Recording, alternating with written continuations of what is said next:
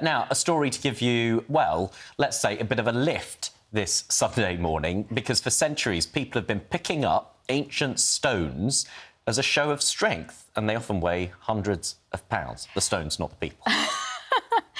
They're popular in Ireland, Scotland and Iceland. But what about England? Well, one farmer from Cumbria has made it his mission to find as many as possible, as Jonathan Swingler reports. They're a part of history.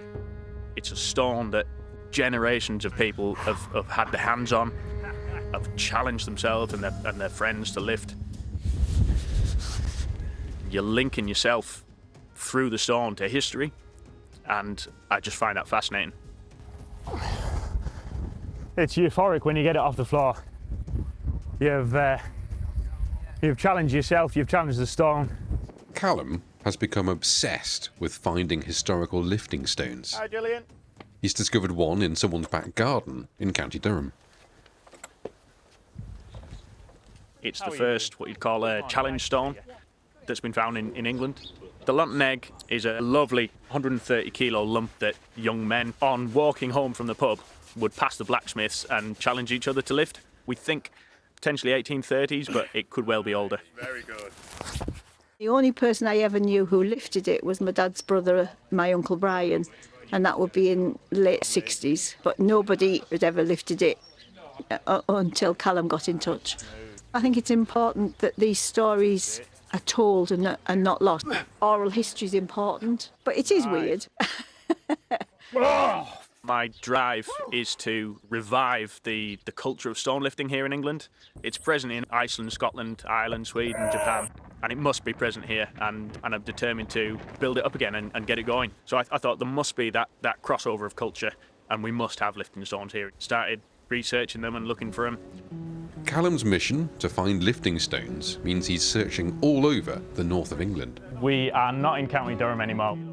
We're in the Lake District National Park. We are walking over to St Kentigern's Church in Mongrysel. I'd been sent a picture of these two stones outside the church that just stand out as out of place, as potential lifting stones.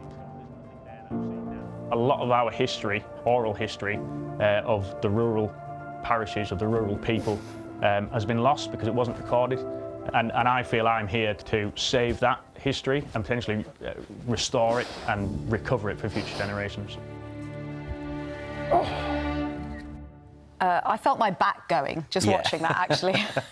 Oh, fascinating insight there. And Gavin's here with us. Ever indulged in any stone lifting? Well, I've thought about it. I'd love to do it, but I just don't think I'm quite capable enough to lift that sort of weight. But I know a couple of people who do it. A good friend of mine, actually, James Crossley, he's well into it. Hunter from Gladiators back in the day. Yeah. Really good at it as well. I think it's good for mental clarity and barriers and all that kind of thing, and it's very therapeutic. But it's also, it requires more than lifting a dumbbell or a barbell, because it's the grip, isn't it? The grip, it's like the whole body getting used to sort of like picking up the weight. It's more than just, you know, just your arms or your legs. It's the whole thing you get used to. I think there's an entertainment TV producer out there somewhere thinking this could make a good programme for a Friday or spin-off Saturday of Gladiators. night. You know what? Yeah, exactly right. Yeah. Exactly right, yeah.